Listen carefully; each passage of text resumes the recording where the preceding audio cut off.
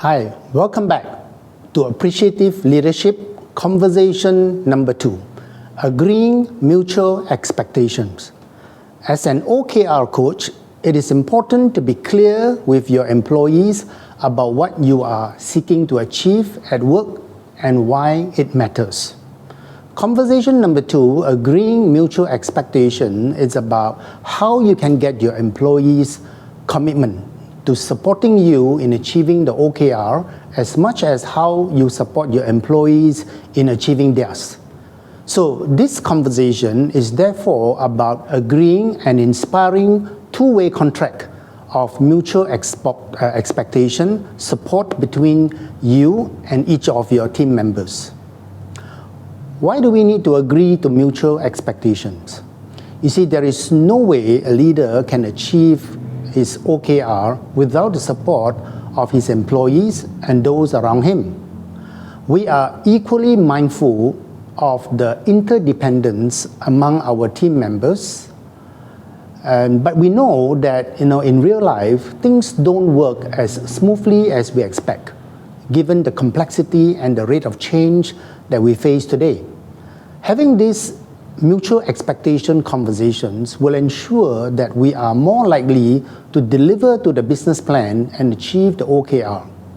Explicit discussion and agreement of mutual support creates the conditions in which people feel empowered to offer and receive the resources, the time, the coaching, and the feedback that their contributions to getting the job done can be achieved faster and to the quality level required. It is an opportunity for an adult-to-adult interaction between you and your team members in which there is respectful, open, honest discussion of what you are seeking to achieve, why it matters to you, and how you can support your team. It empowers your team members as they become clear about what and how they have to achieve the OKR and will give their best at work. So how do we agree on mutual expectations? So think about the people with whom you have the closest mutual dependence in terms of achieving your OKR over the next month. As the leader of a team, it is likely that all of your direct report will fall into this category. So think about when it will be most beneficial to schedule the conversation. See, every situation is unique and each of us has our own preferred way of working and communicating, but in all cases, we recommend you follow these 3 simple steps. Identify the person you plan to have the conversation with, send an invitation to the conversation and invite a response. So say something like, hi Peter, I'd like to get together for a discussion about what we are both trying to achieve over the next month and how we can support each other to maximize your chances of being successful. So when will be a convenient time to meet in the next couple of weeks? Let me know your availability and I'm looking forward to catching up. So then you prepare yourself to be at your best in the conversation using these guidelines. Okay, from the head perspective, ask yourself, am I really clear about my purpose and how we are mutually dependent?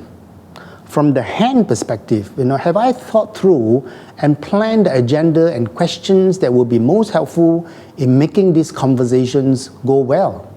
And from the heart perspective, have I found a way to express my purpose which is truly authentic and comfortable for me?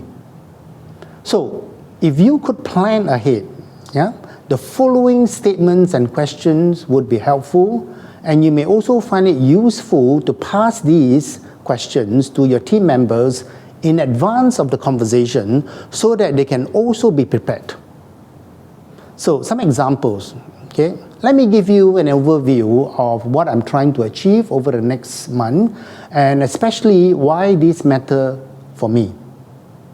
Can you also talk me through the same thing that, from your point of view, what are you trying to achieve and why is it important to you? So can we explore how we can support each other in achieving our goals?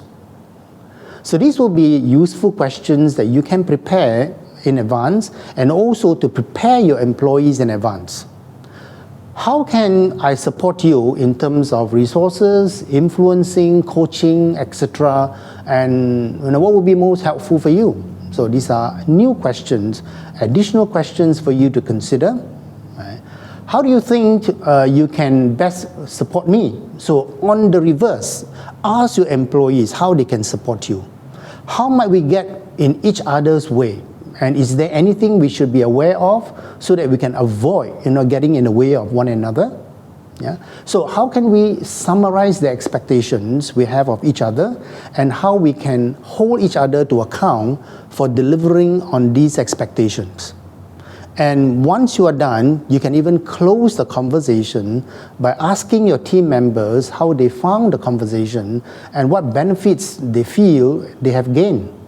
Reciprocating with the benefits, right, that they feel that they've gained in terms of a clear understanding of what you are both trying to achieve, why it matters to both of us, and the expectations we have of each other in providing mutual support.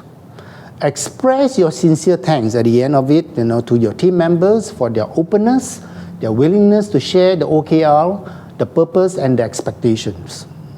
And once you are done with that, you can have regular check-ins after the conversations. So I hope this gives you some food for thought. So until the next module, right, we'll see you again soon.